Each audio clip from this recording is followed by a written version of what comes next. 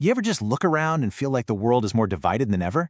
I mean, it feels like we're not just disagreeing anymore, we're actually starting to dislike each other. Well, what if I told you there's a 2,000-year-old framework that can help us navigate this whole mess?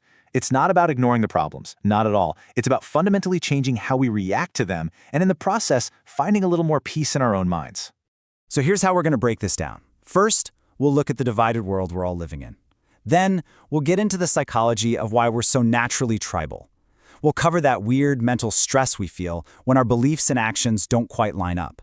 Then, we'll introduce that ancient Stoic guide to serenity I mentioned. After that, we'll look at some hard data on how all this division is affecting us. And we'll wrap it all up with a real, actionable plan based on what you can actually control. All right, first up, let's put a name to this problem we're all feeling, because it's a very specific kind of polarization, and it goes way, way deeper than just arguing about policies. It's called effective polarization. And really, it's not about thinking the other side's ideas are wrong. It's about this gut feeling that the people on the other side are, well, that they're just bad. It's all about emotion, this visceral animosity, and it's what's really tearing away at our social trust. So the big question is, why are our brains so easily pulled into this? To really get it, we've got to look back, way back, into our evolutionary past. Turns out, this instinct to divide ourselves into groups is ancient, and it's baked right into our DNA. Yeah, our minds are basically hardwired with this tribal instinct. On one side of the coin, you've got in-group favoritism, that warm, cozy feeling of belonging you get with people who think and act like you. But the flip side of that is out-group hostility. This is that tendency to distrust and even discriminate against anyone with different views. For our ancestors, this us versus them mindset was literally a survival tool. Today, it's the psychological engine driving so much of our modern conflict. Okay, so this brings us to a really powerful source of mental stress. What happens when our loyalty to our tribe, to our group, pushes us to support something that kind of clashes with our own personal values? Psychologists call this cognitive dissonance. It's that nagging, really uncomfortable feeling you get when there's a gap between what you believe and what you're doing. Our brains hate this feeling of inconsistency. You could even call it brain pain, and they'll do just about anything to make it go away. And usually, that means we end up rationalizing our own behavior just to make everything feel consistent again. And believe it or not, this is not a new idea. The ancient Stoic philosopher Epictetus absolutely nailed this 2,000 years ago.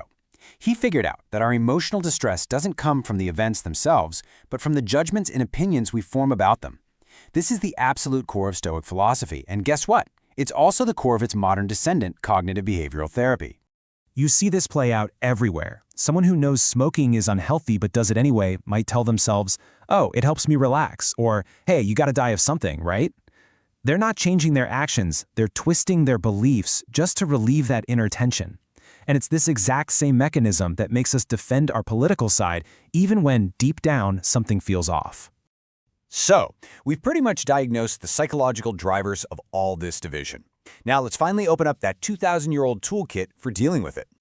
This one sentence, this simple, incredibly powerful sentence from Epictetus is the key to everything. It is the foundation of what's called the Stoic dichotomy of control.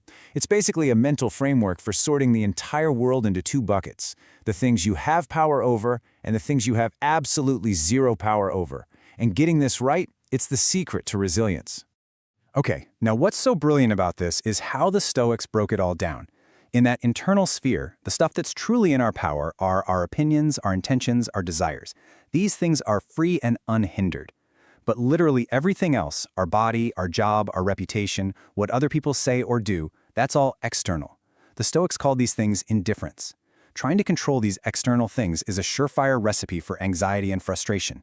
The whole goal is to focus all of our energy on our internal world, our own judgments. Now, before we get to how we apply this, let's take a quick look at the real-world cost of not managing these reactions. What does all this outgroup hostility actually do to our society? Let's look at the data. This chart is pretty stark. Across 5 different countries, you see the exact same pattern. As our hostility toward opposing political parties goes up, our general trust in other people goes down. It's a direct connection. The more we dislike them, the less we trust everyone. And the damage doesn't stay in the political arena. This chart shows how that hostility toward the other party is strongly correlated with more negative feelings toward other social groups, in this case, immigrants. The animosity just spills over, poisoning our attitudes about so much more. And look, we see the very same pattern again here with feelings toward homosexuals. The research couldn't be clearer. Political polarization basically acts like a social acid. It just erodes tolerance and trust far beyond the ballot box. This is the incredibly high price we pay for letting our tribal instincts run wild. All right, so we have the diagnosis, and we have the ancient wisdom. But how do we actually put it into practice? Right here, right now, in our loud, crazy, divided world. Here's how you turn this philosophy into a real, practical habit. Step 1. The next time you feel that anxiety, or anger, or frustration starting to bubble up, just pause. Name it. Step 2. Ask yourself that fundamental Stoic question. Is this internal or external? Is it my opinion about something, or is it the thing itself, an event, a headline, someone's post online? And step 3.